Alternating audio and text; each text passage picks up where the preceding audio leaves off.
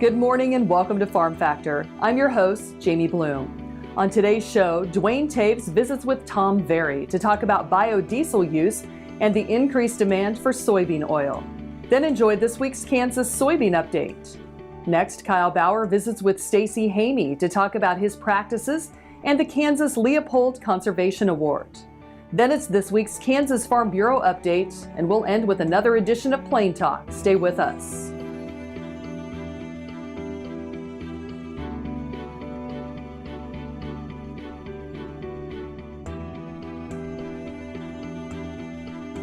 Closed captioning brought to you by Ag Promo Source. Together we grow. Learn more at agpromosource.com. This segment brought to you by Kansas Farm Bureau, the voice of agriculture. To join today or more information, go to kfb.org or find us on Facebook and Twitter. Welcome to Farm Factor. Up first today, Duane Towes visits with Tom Verry about the biodiesel industry and the increased demand for soybean oil. Duane Towes joining you once again here on Ag AM in Kansas, and a chance to catch up with Tom Verry with the National Biodiesel Board. Tom, we think about opportunities for biodiesel to continue to be a bigger player in the marketplace. We continue to see growth and acceptance nationwide. Absolutely, Duane. We're going to have a record year this year for biodiesel use in the United States, close to 3 billion gallons of biodiesel. That's about over 5% of the entire diesel supply now nationwide. And the good news for soybean farmers, over half of that is being made with soy-based biodiesel. So USDA is projecting that we're going to use this year 7.1 billion pounds of soybean oil to help feed that market. And put that in context, that's about 30%, over almost 35% of all the bean oil that we produce, we crush here in the United States. So we're the second largest soybean oil user now, just behind food uses in the country. Well, it's pretty exciting news, and we think about the environmental aspects. It's such a great product, and we're starting to see some heating oil use up into the northeast part of the country in that regard as well. Oh, absolutely. That has been one of our market drivers, where the National Oil Heat Research Alliance has made it their official policy to push bioheat into their market.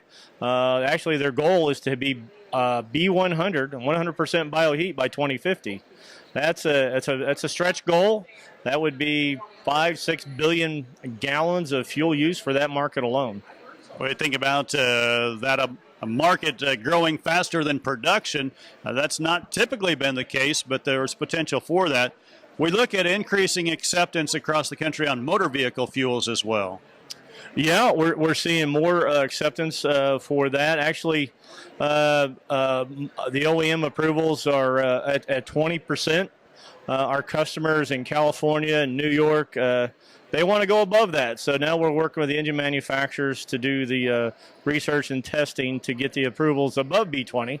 They want to go above B20 because they want more benefits what biodiesel can deliver: carbon emission reductions, clean air, and energy security. And we think about lubricity from the user standpoint with some of this ultra-low sulfur diesel. It's nice to keep things moving with biodiesel as well.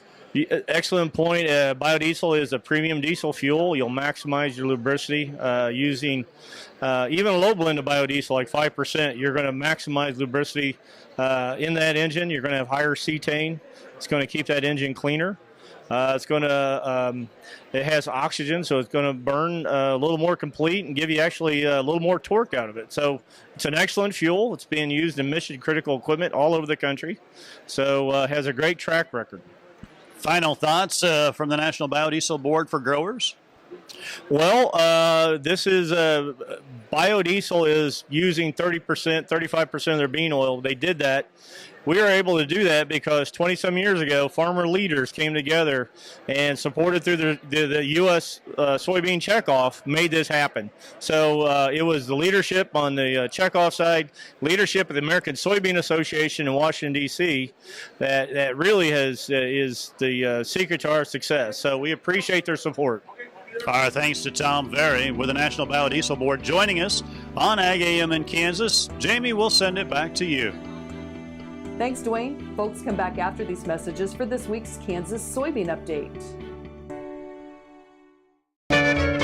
Ag Promo Source is a unique group of marketing specialists with one mission: help your ag business grow. Each affiliate has their own area of expertise, and they work together to bring you advice, products, and services. To get started, visit agpromosource.com. Ag Promo Source. Together we grow. Kim Mannering with Hardy Insurance. Today we will talk about employee safety and work comp coverage. On your farm, do you ask your friends to come help? Are they considered employees or neighbors helping neighbors? Did you know that you can be held responsible just as if it's a work comp accident? Give me a call. We can discuss. 316-945-6733. This segment is brought to you by the Kansas Soybean Commission. The Soybean Checkoff. Progress powered by Kansas farmers. Welcome back to Farm Factor and the Kansas Soybean Update. This is the Kansas Soybean Update. It's brought to you by the Kansas Soybean Commission. The Soybean Checkoff, progress powered by Kansas farmers. Keith Tapp joins us. He is a soybean producer from Kentucky and serves on the executive committee of the United Soybean Board. Keith, USB is working side by side with the American Soybean Association and U.S.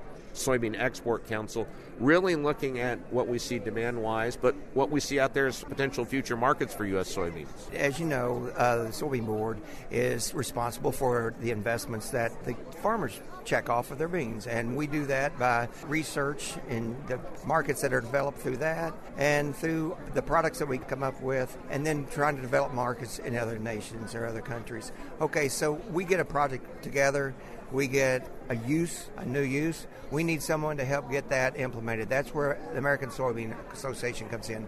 They can go and lobby for this for whatever registration needs. We cannot do that with our checkoff funds. So they do their work, and then we have USEC, the United Soybean Export Council, that they're online to help us get that market share in other countries, and they do a great job, boots on the ground there, which allows us to do what we do.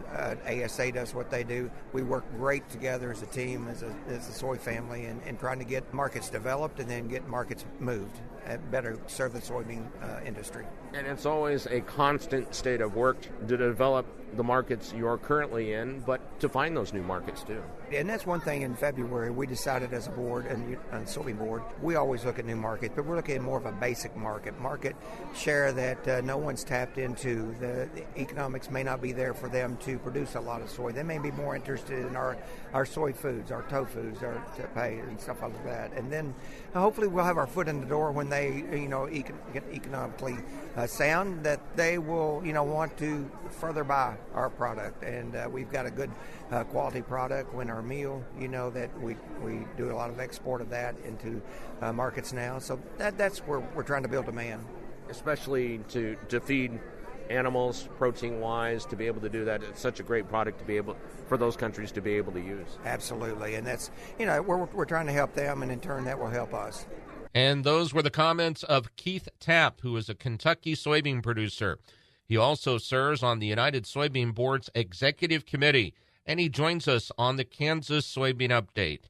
It's brought to you by the Kansas Soybean Commission.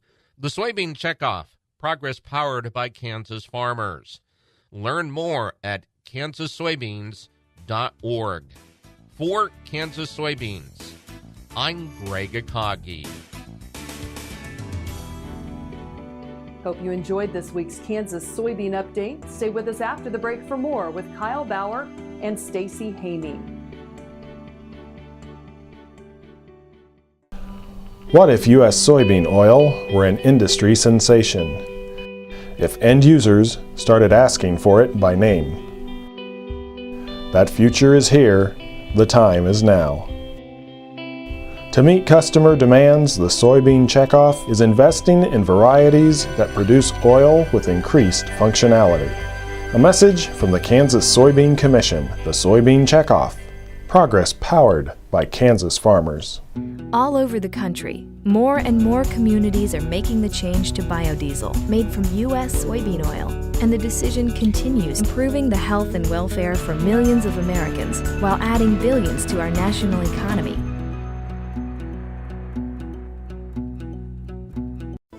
Valley Vet Supply is devoted to providing information and professional quality products at reasonable prices. Valley Vet Supply. Next time you see a beautiful field of corn, reach out and thank the farmers who work tirelessly to raise corn for livestock feed, renewable fuels, and exports to feed a growing world population. The farmers on the Kansas Corn Commission work for Kansas Corn with grower-funded checkoff dollars that support foreign and domestic market development, research, promotion, and education to expand opportunities for Kansas farmers. To learn more, visit kscorn.com. This segment brought to you by Sure Crop, liquid crop nutrition delivered right to your farm. We're back. Now we learn more about the Kansas Leoplod Conservation Award with Kyle Bauer and Stacy Hoeme. Hi, this is Kyle Bauer. I get the opportunity to visit with Stacy Hoeme. Their family has gotten the Leoplod Conservation Award this year for Kansas. Stacy, it's quite an honor, but it takes a lifetime to get these kinds of awards, a lifetime of commitment. Tell us about your farm and the commitment that you've done to conservation. Well, our farm started, like 2,000 acres. I remember my dad was farming, and then he decided to build a feedlot, and we started a feedlot business, and then I kind of ended up on the farm end of it and still built that up, and then he worked into leasing a ranch, the Pyramid Ranch, at one time in '75, so we started that. Then we ended up purchasing a ranch beside that ranch and got out of the Pyramid Ranch a few years back, and we do mainly no-till farming and a little rotation farming, and we have irrigation. We got a little bit of everything. We have CRP, we have fly lakes, we got a full variety at this point, Kyle. In what I've seen, honestly, I haven't seen your application, but the award is a bit unique from the fact that you have so many different aspects of conservation, all the way down to wildlife. Wildlife appears to have a point of importance on your farm. Yeah, we, a lot of the CRP and a lot of that we kind of started, and it was, what the problem was, a lot of the bad fields and bad areas we just decided to put it back in CRP and in the 80s, and really blew up in the 80s, it seemed like, and then we grew from there and got more production off these other fields, and they benefited the wildlife, and somehow we enjoyed that wildlife as much as anything. We enjoyed the wildlife end of it. We hunt deer, we hunt pheasants, something you could do with the family, and it's a family ordeal. But I'm fortunate enough to have my son working with us and everything. So your grazing management is a big part of your conservation, though. It's not just as simple as throwing cattle out there and gathering them up, and you've made a lot of commitment on the cattle side, on the grazing side. Yes, we did a cell grazing on that, and it was very interesting when they started talking about it. We had to split up the ranch into 12 or 13 different pastures, where we only had 3 different pastures at that point. And where we had a wildfire go across it, and we fenced that off, and then we saw quite a production off that side of it. And so that's kind of how we got into cell grazing, and then we started splitting things up, and then NRCS had a program go on, and it helped us, and it helped our landowners at that point. And so we split the ranch up and then started working our cell grazing. The water situation was a little bit critical, but we worked through a lot of that, and now we got it working really smooth, and we actually pull more beef off the ranch now, but we put more cattle on it, but they might not quite gain as well individually, but we can still pull more beef off the ranch, and the grass seems to do quite well, and we actually this year we actually had enough rain this year. They did some harvesting of grass seed off of it, side oats and bluegrass and that, so it was very interesting at that point. So nothing's in concrete. We just kind of play through a lot of things, Kyle, what we do. If it's a wet spring, we might plant more fall crops. If it's a dry, we might set back. And so I really don't know what I'm going to do from year to year at times. It's supposed to know, but we don't know all the time. So. Visiting with Stacy Hoeme. Their Hoeme Family Farms got the Leoplod Conservation Award this year for Kansas. Quite a commitment in both their grazing and their farming operation. This is Kyle Bauer reporting. Back to you, Jamie. Thanks, Kyle. Come back after the break for this week's Kansas Farm Bureau update. Mark your calendars for Tuesday, March 26th in Beloit, where the first ever Stock Growers Field Day will be held by K-State Research and Extension, the Kansas Livestock Association, and the Kansas Bull Test. The event will be highlighted by a market outlook from Cattle Facts, as well as a presentation from well-known reproductive physiologist Dr. Rick Funston, where he speaks about increasing production efficiency. From there, we'll also play host to over 30 ag-based businesses in the trade show and enjoy breakout sessions where producers can listen to speakers on topics that apply directly to their operation. This event should cater to producers of all size and scale and offer a social aspect as well, so we look forward to seeing you there for the inaugural Stock Growers Field Day in North Central Kansas.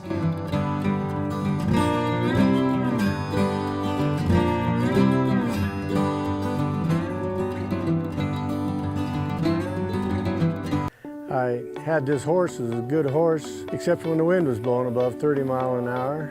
Wind was blowing about 35, 40, and I saddled him up, rode him out to the end of the lane, and I thought, well, he's doing pretty good. And about 6 jumps later, I was laying on the ground and thinking, boy, my shoulders sure hurt. I kept waiting, and it didn't get better, and so I went to orthopedic surgeon, and that showed that I had torn rotator cuff. And said, well, we'll have to do surgery. I thought, I farm and ranch by myself. This is not going to work out very well. I'd been sleeping in my recliner for about 2.5 years because it hurt too much to sleep in bed on my side.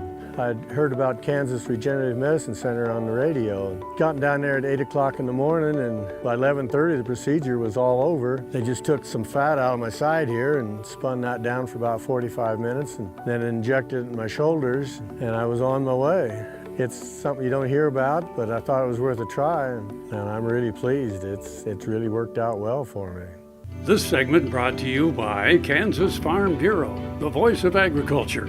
To join today or more information, go to kfb.org or find us on Facebook and Twitter. Welcome back to Farm Factor and the Kansas Farm Bureau update. My name is Mindy Young, and my husband and I and our 2 girls farm in rural Atchison County, and we have a produce business also that I run.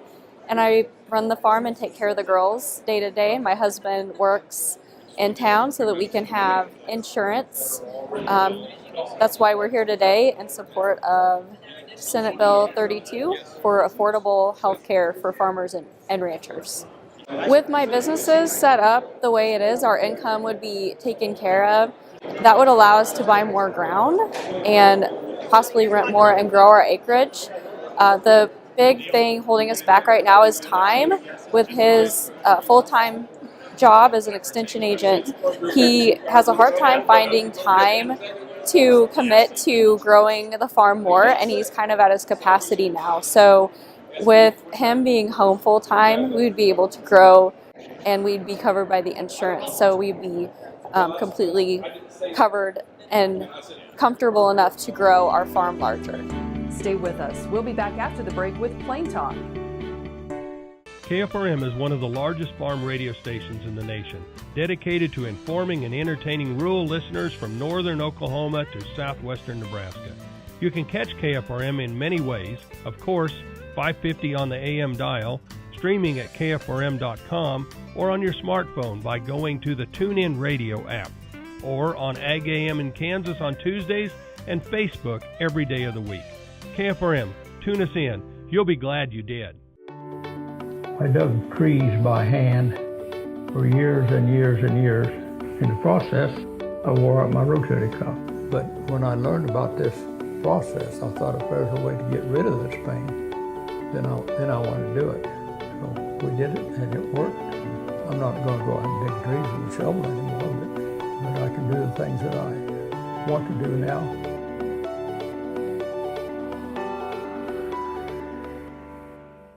Kim Mannering with Hardy Insurance. Today we will talk about umbrella coverage. Did you know that if you're held liable in any type of accident, the judgment can claim your assets? Please give me a call so we can discuss 316-945-6733. This segment brought to you by Kansas Corn. Learn more at kscorn.com. Welcome back. Now let's see what Kyle and Duane are up to on this edition of Plain Talk. Hi, this is Kyle Bauer with Plain Talk with the man who understands the most important thing about riding a horse is to ride the horse in the direction he's going, Duane Towes. Have you ever tried to ride a horse backwards? I have sat on a horse backwards, and just sitting on it is. It'd about make you nauseous. Well, I don't think I ever I've ridden, let the horse even You move. didn't let him go? No. Yeah. No, I was with a group of guys one time. I was like, but you can't ride backwards.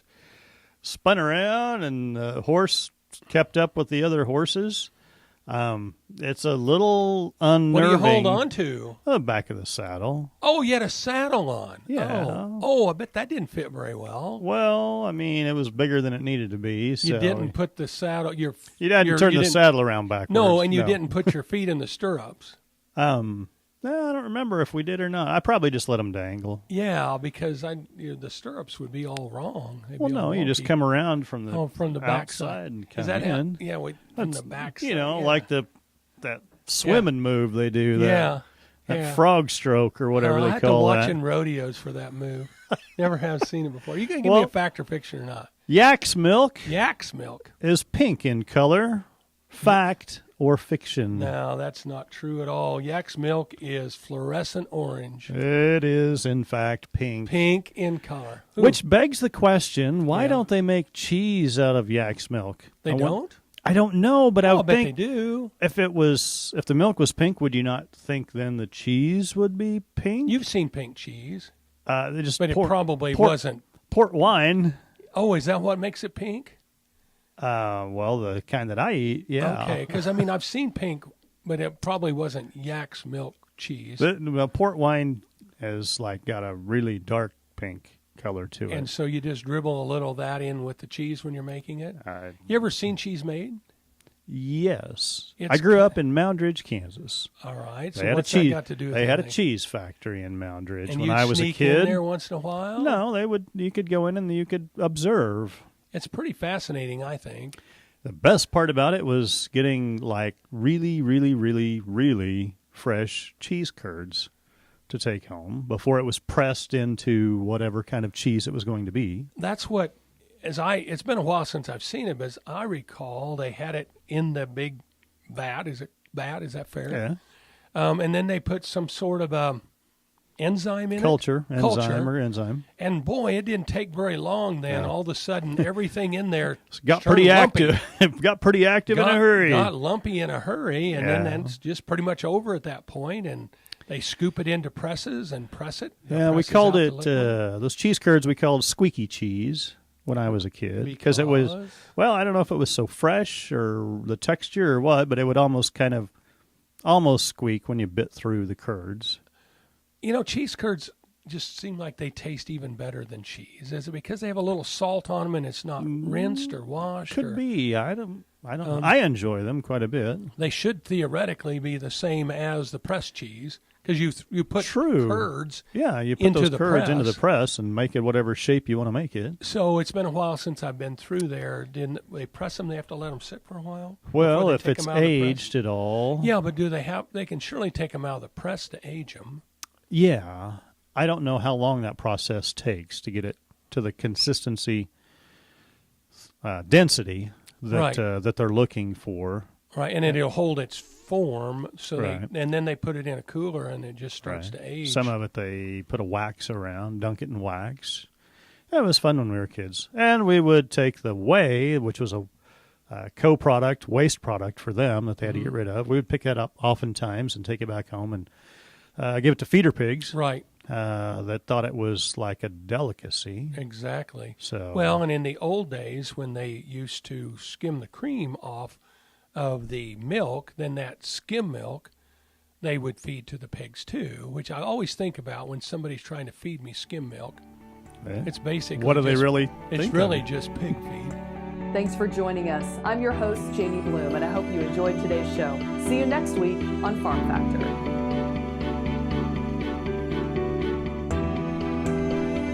Closed captioning brought to you by Ag Promo Source. together we grow.